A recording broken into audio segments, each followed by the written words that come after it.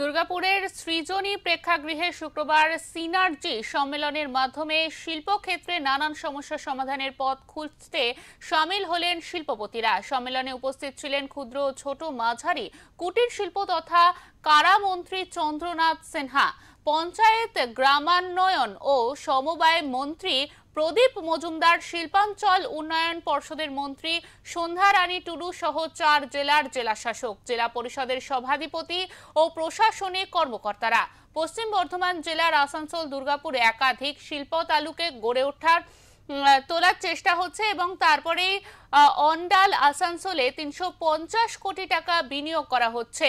পুরুলিয়ায় 90 কোটি টাকা, বাঁকুড়ায় 4590 কোটি টাকা, পূর্ব বর্ধমানে 590 কোটি টাকা বিনিয়োগ করা হচ্ছে। এদিন বেশ কয়েকজন উদ্যোগপতির হাতে ঋণ তুলে দেওয়া হয়।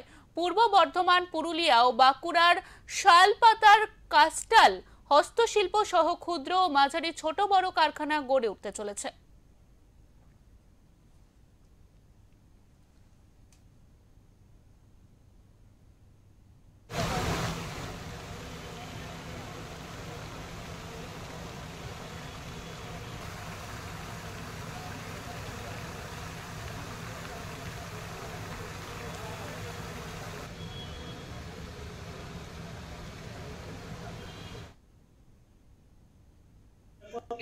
গতবারের চেয়ে এবারে সারা ভালো, প্রতি বছর মানে এই গত বছরের চেয়ে এই বছরটা সারা ভালো, তুমি আগামী বছর যখন আসবে আরো ভালো সারা হবে।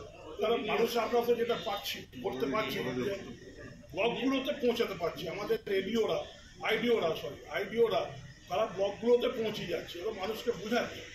এবার ব্লক অফিসেও মানুষ এসে কোয়ারি করছে, এই কোয়ারি যত বাড়বে ততই আমরা তো সেটাই চাইছি, কোয়ারি বাড়ুক। এই কোয়ারি যত বাড়বে তত আমাদের লাভ বা ছেলে মেয়েদের লাভ।